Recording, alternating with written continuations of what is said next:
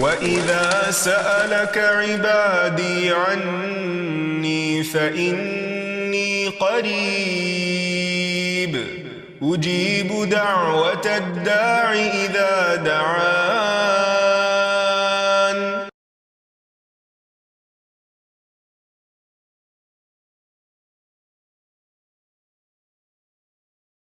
نحمده ونصلي على رسوله الكريم اما بعد فاعوذ بالله من الشيطان الرجيم بسم الله الرحمن الرحيم رب اشرح لي صدري ويسر لي امري واحلل عقدة من لساني يفقهوا قولي. السلام علیکم ورحمۃ اللہ وبرکاتہ. ناظرین، پروگرام دعا کیجیے کے ساتھ آپ کی خدمت میں حاضر ہیں.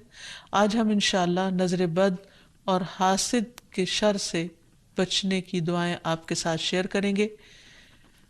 اللہ سبحانہ وتعالی ہم سب پر بہت ہی مہربان ہے. اس نے ہمیں پیدا کیا اور وہ جانتا ہے کہ ہمارے لیے کیا بہتر ہے اور کیا نہیں، اور اس کے لیے اس نے ہمارے لیے ایک بہترین دین بھیجا، اور صرف کتابی شکل میں نہیں بلکہ عملی شکل میں محمد صلی اللہ علیہ وسلم کی صورت میں، کہ انہوں نے ہر وہ چیز کر کے دکھائی، سکھائی، سمجھائی جو ہمارے لیے فائدہ مند ہے. اور اس سلسلے میں ہمیں بعض ان حقیقتوں کے بارے میں بتایا اور ان کی اصل حقیقت بتائی جو اس کے بغیر ہم جان ہی نہیں سکتے تھے. اور ان حقائق میں سے ایک حقیقت یہ ہے کہ انسان کی نظر بھی ایک اثر رکھتی ہے، اور پھر اس سے بچنے کے لیے کیا کیا جائے.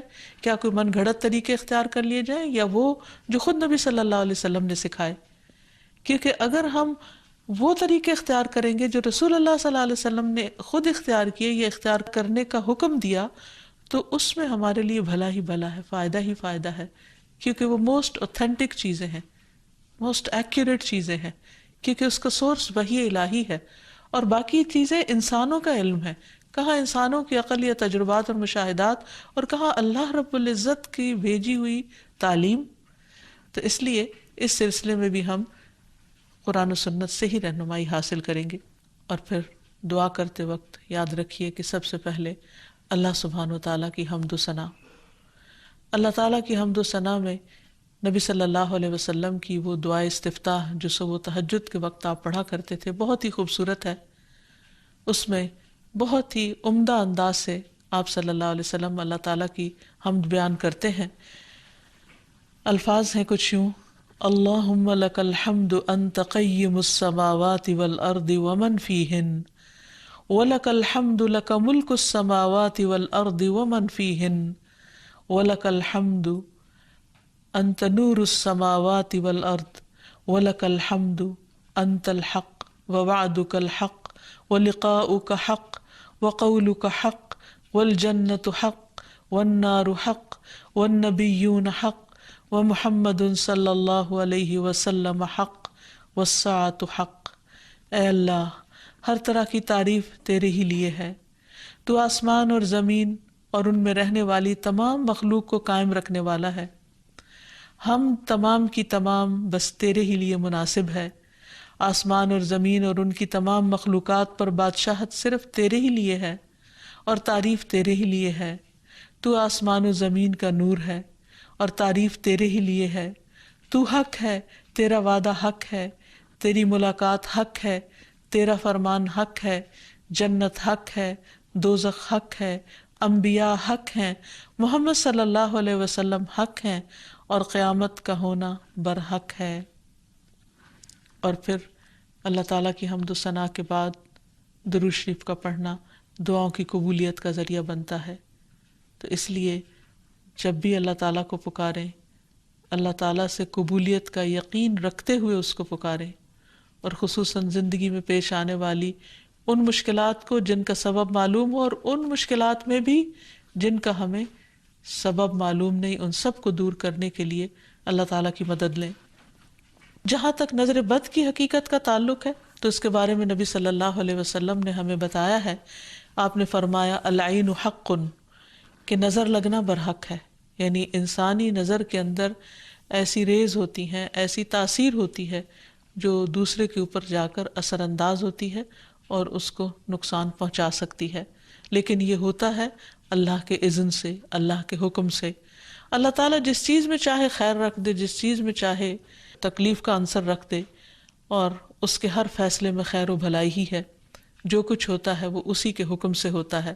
مثلا ہم دیکھتے ہیں کہ یعقوب علیہ السلام کے بیٹے جب مصر میں سب جا رہے تھے تو انہوں نے خاص طور پر ان کو تلقین کی تھی کہ تم ایک دروازے سے داخل نہیں ہونا، اور اس کی وجہ یہی تھی کہ ان کو ڈر تھا کہ کہیں یہ سارے نوجوان اکٹھے جب مل کر داخل ہوں گے تو دیکھنے والوں کی نظر کا شکار نہ ہو جائیں۔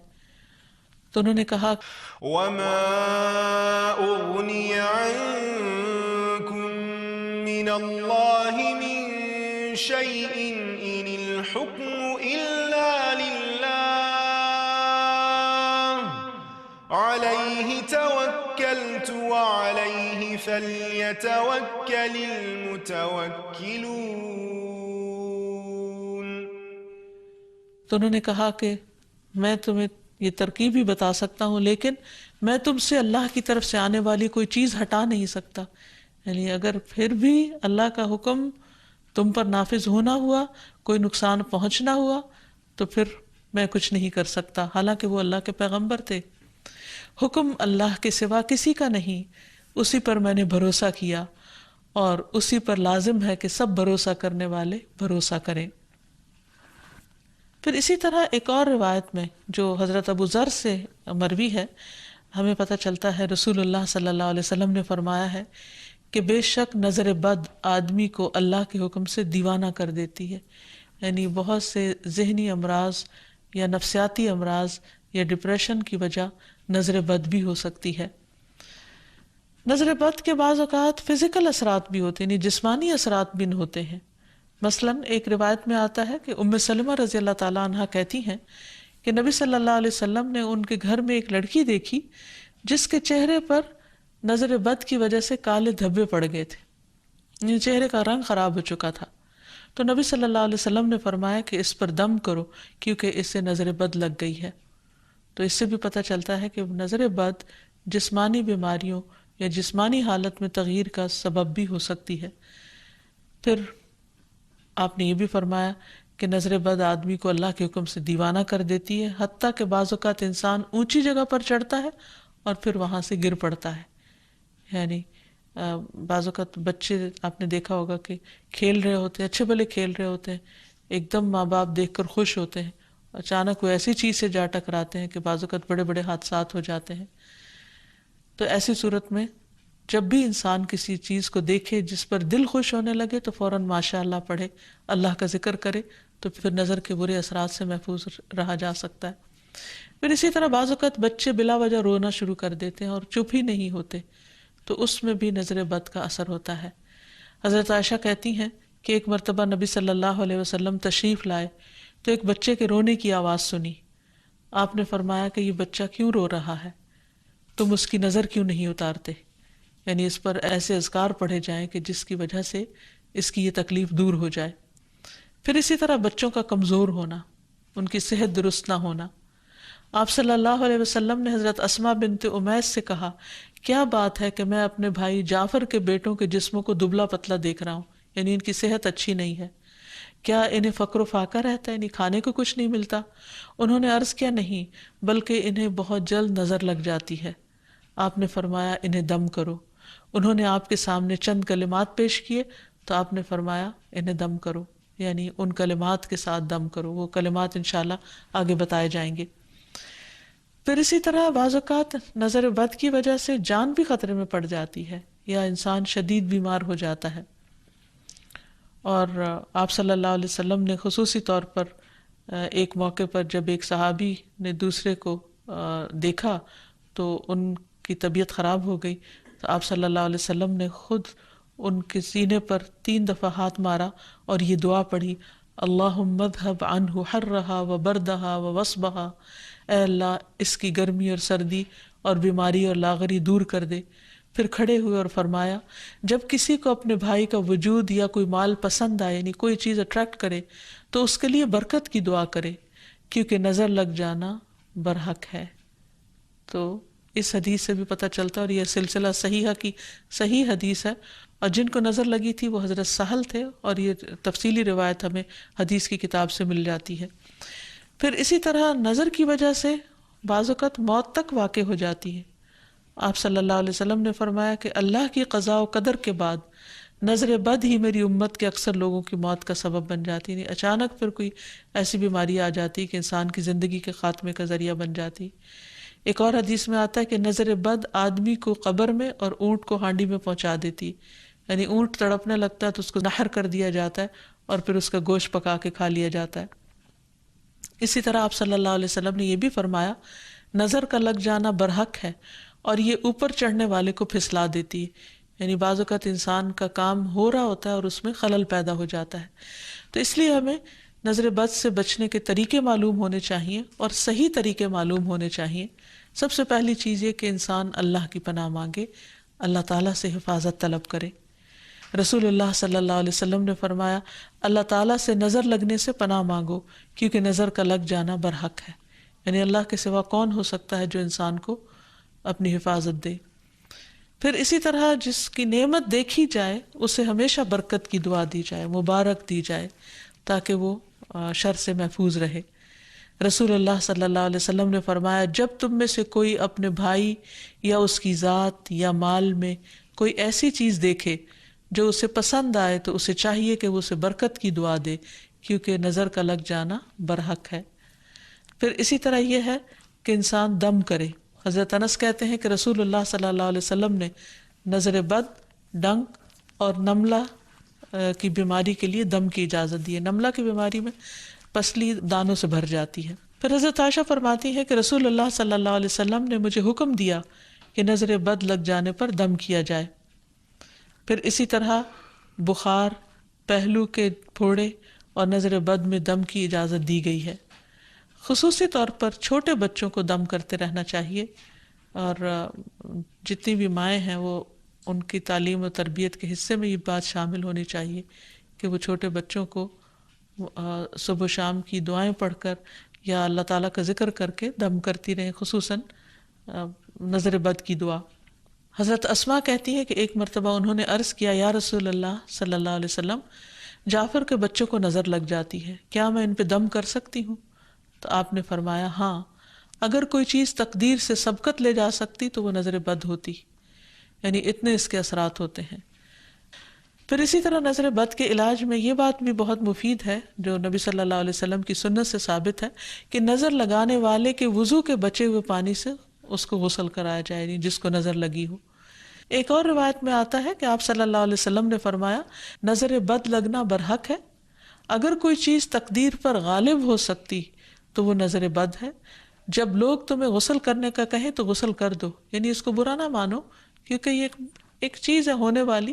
اگر کسی کے آنے سے یا اچانک دیکھنے سے یا کسی کی بات سے یا تعریف سے دوسرے شخص کی طبیعت خراب ہو گئی ہے تو اس سے واضح طور پر پتہ چلتا ہے کہ کوئی ایسے ہی اثرات ہوئے ہیں، اور اگر وہ طلب کرے کہ وضو کر کے پانی دے دو تو دے دینا چاہیے، اس کو برا نہیں سمجھنا چاہیے۔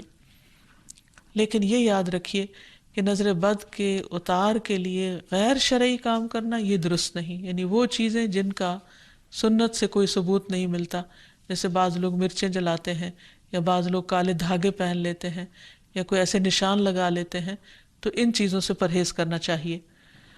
کیونکہ نبی صلی اللہ علیہ وسلم نے ایک مرتبہ ایک قاصد کو روانہ فرمایا اور فرمایا کہ کسی اونٹ کے گلے میں کوئی تانت یا کوئی قلادہ باقی نہ چھوڑا جائے مگر اسے کاٹ ڈالا جائے۔ تو مالک نے کہا کہ یہ لوگ قلادے نظر بد سے بچانے کے لیے ڈالتے ہیں، یعنی ایسے دھاگے ڈال دیتے ہیں، تو آپ نے فرمایا ان کو کاٹ کے ختم کر دیا جائے۔ پھر اسی طرح شرکیہ دم نہیں کرنے چاہیے جس میں اللہ سبحانہ و تعالیٰ کے علاوہ کسی اور کو پکارا گیا ہو یا ان کا نام لیا گیا ہو۔ اور دعاؤں میں خصوصاً معوذتین بہت مفید ہیں، قل اعوذ برب الفلق اور قل اعوذ برب الناس آخر تک 3 بار پڑھ کر مریض پر دم کیا جائے۔ رسول اللہ صلی اللہ علیہ وسلم جنوں اور انسانوں کی نظر بد سے پناہ مانگا کرتے تھے، یہاں تک کہ یہ 2 صورتیں نازل ہوئی۔ جب یہ نازل ہوئی تو آپ نے انہیں پڑھنا شروع کر دیا اور ان کے علاوہ سب کچھ چھوڑ دیا۔ پھر اسی طرح ماشاء اللہ پڑھتے رہنا چاہیے۔ قرآن مجید میں آتا ہے وَلَوْلَا إِذْ دَخَلْتَ جَنَّتَكَ قُلْتَ مَا شَاءَ اللَّهُ لَا قُوَّةَ إِلَّا بِاللَّهِ، اور جب تو اپنے باغ میں داخل ہوا تو تم نے یہ کیوں نہ پڑھا کہ ماشاء اللہ لا قوت الا باللہ. یہ اس شخص کو کہا گیا جس کا باغ جل گیا تھا. سورۃ کہف میں اس کی کہانی موجود ہے. اور اس کا معنی کیا ہے کہ وہی ہوتا ہے جو اللہ چاہتا ہے، اور اللہ کی توفیق کے بغیر کسی کا کچھ زور نہیں. پھر اسی طرح کچھ دیگر مسنون دعائیں ہیں جن کا پڑھنا نظر کے لیے فائدہ مند ہے. ابن عباس کہتے ہیں کہ نبی صلی اللہ علیہ وسلم حضرت حسن اور حسین کے لیے پناہ طلب کیا کرتے تھے اور فرماتے تھے کہ تمہارے دادا ابراہیم علیہ السلام بھی ان کلمات کے ذریعے اسماعیل اور اسحاق علیہم السلام کے لیے اللہ کی پناہ مانگا کرتے تھے. اعوذ بکلمات اللہ التامۃ من کل شیطان وہامۃ ومن کل عین لامۃ، میں پناہ مانگتا ہوں اللہ کے پورے پورے کلمات کے ذریعے ہر ایک شیطان سے، ہر زہریلے جانور سے اور ہر نقصان پہنچانے والی نظر بد سے. پھر اسی طرح ایک اور دم بھی ہے.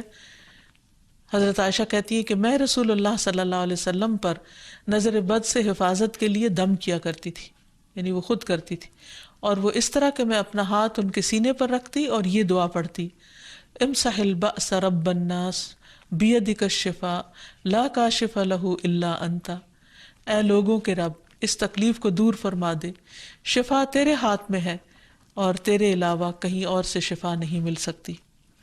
اسی طرح حاسد کا حسد بھی نقصان دیتا ہے، جس سے بچنے کے لیے اللہ سبحانہ وتعالیٰ نے قل اعوذ برب الفلق اتاری، جس کے آخر میں آتا ہے ومن شر حاسد اذا حسد، کہ حاسد کے حسد سے بچنے کے لیے اللہ تو مجھے اپنی پناہ میں رکھ.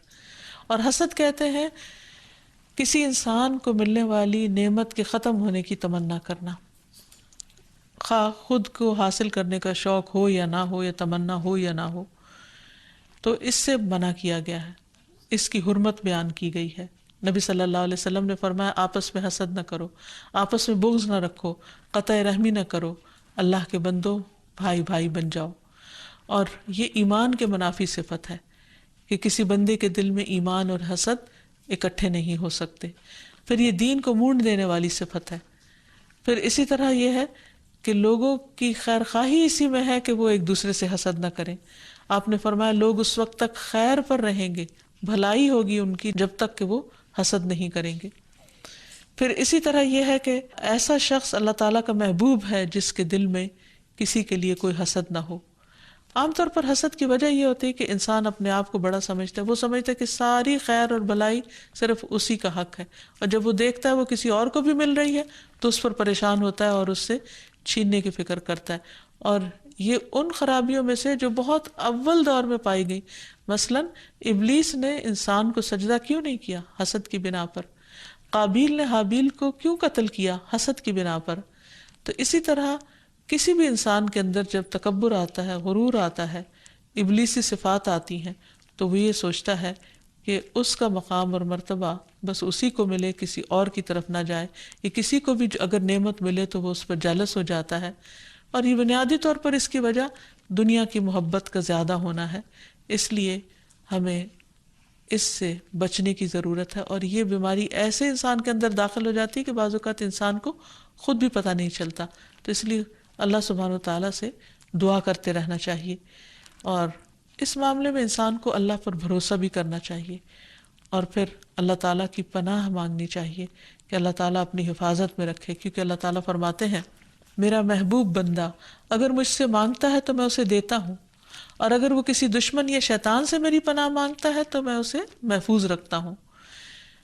پھر اسی طرح یہ ہے کہ حاسدوں سے نعمت کو چھپانے کی کوشش کرنا چاہیے. جب انسان کو یہ پتہ ہو کہ کوئی شخص ایسا ہے جو اس کی نعمت پر خوش نہیں ہوتا تو ان کے سامنے پھر اس کا اظہار نہیں کرنا چاہیے. ابو ہریرہ کہتے ہیں کہ رسول اللہ صلی اللہ علیہ وسلم نے فرمایا تم اپنی ضرورتوں کو پورا کرنے کے لیے ان کو رازداری میں رکھ کر مدد حاصل کرو، بے شک ہر صاحب نعمت حسد کیا جاتا ہے. پھر اسی طرح یہ کہ انسان کو حسد سے بچنے کے لیے اللہ تعالیٰ سے دعا کرتے رہنا چاہیے، کیونکہ ہر ایک کی پیشانی کے بال اللہ کے ہاتھ میں ہے، اور جب اللہ نہ چاہے تو کوئی کسی کو کچھ بھی نقصان نہیں دے سکتا، کچھ بھی بگاڑ نہیں سکتا.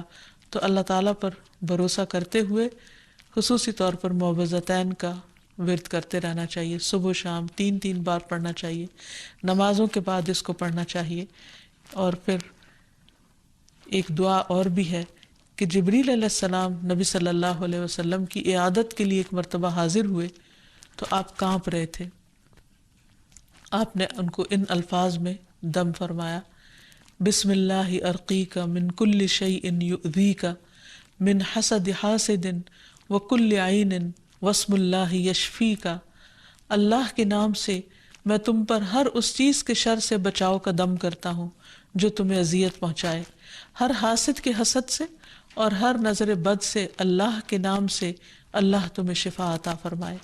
تو اس سے یہ پتہ چلتا ہے کہ جبریل علیہ السلام نبی صلی اللہ علیہ وسلم پر دم کرتے تھے، تو ہمیں بھی مریض پر، بے چین شخص پر، اضطراب کا شکار شخص پر دم کرنا چاہیے، اور انہی الفاظ کے ساتھ، کیونکہ سب سے بہترین الفاظ وہ ہیں جو اللہ کا کلام ہے اور پھر محمد صلی اللہ علیہ وسلم کے الفاظ ہیں۔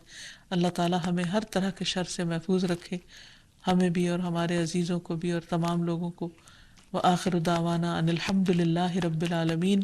السلام علیکم ورحمۃ اللہ وبرکاتہ۔ لم أكن بدعائك رب شقيا